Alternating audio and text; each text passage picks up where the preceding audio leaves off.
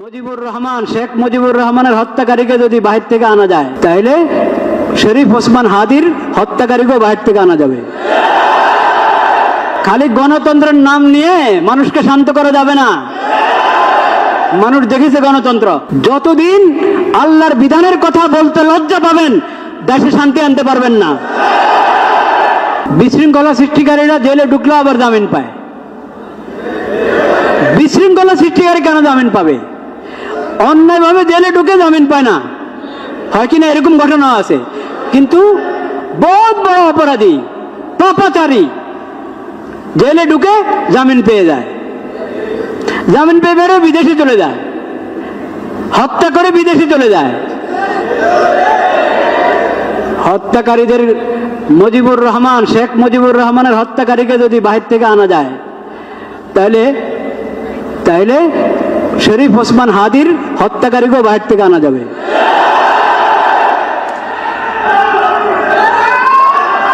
খামোশ খামোশ থাকি, খামোশ থাকি, উপলব্ধি করার চেষ্টা করি। ভাইরা আমার উপলব্ধি করার চেষ্টা করি, শরীয়তকে বোঝার চেষ্টা করি, উপলব্ধি করার চেষ্টা করি।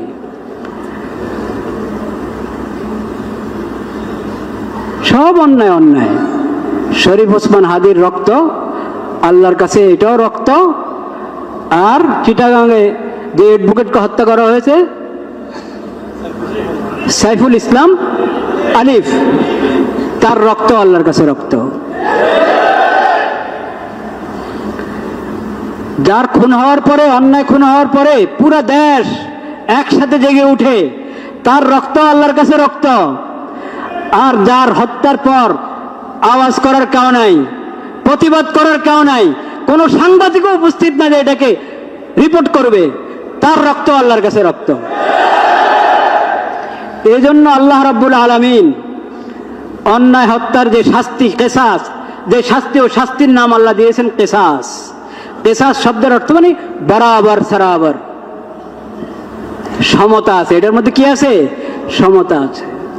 আল্লাহর কাছে সব বরাবর, সব বরাবর। জনগণকে যে আমরা আশ্বস্ত করতে চাচ্ছি, আশ্বাস দিতে চাচ্ছি যে অতি দ্রুত হাদির বিচার কার্য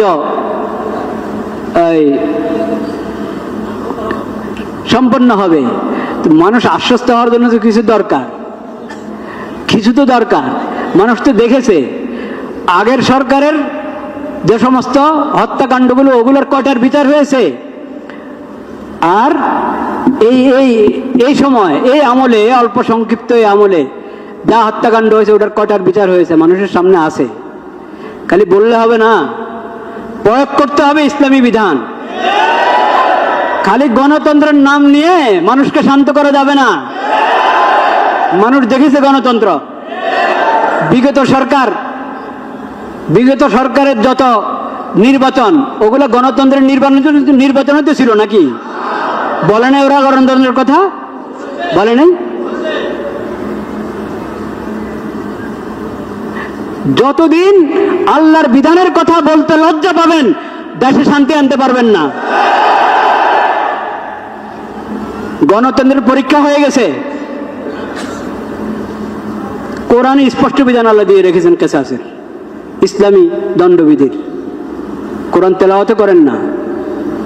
আল্লাহ রাব্বুল আলামিনের নাম নিচ্ছি, হাদির জন্য পুরা দেশে দোয়া হবে, পুরা দেশে দোয়া হবে জুমার পরে। ওটা তো হাদি পাবে, আপনি কি পাবেন? সমাজ কি পাবে? সরকার কি পাবে? সমাজ এবং সরকার এবং দেশে শান্তি শৃঙ্খলা ফিরে আসতে হলে আল্লাহর বিধান প্রয়োগ করতে হবে। কেসাসের বিধান আল্লাহ যেভাবে দিয়েছেন সেভাবে প্রয়োগ করেন। মামলা ঝুলায় রাখবেন না। মামলা ঝুলায় রাখা এটা ইংরেজদের সভ্যতা। ইংরেজদের আইনের কারণে এরকম মামলা ঝুলিয়ে থাকে। ইসলামী পদ্ধতিতে আসেন, কোনো মামলা ঝুলে থাকবে না।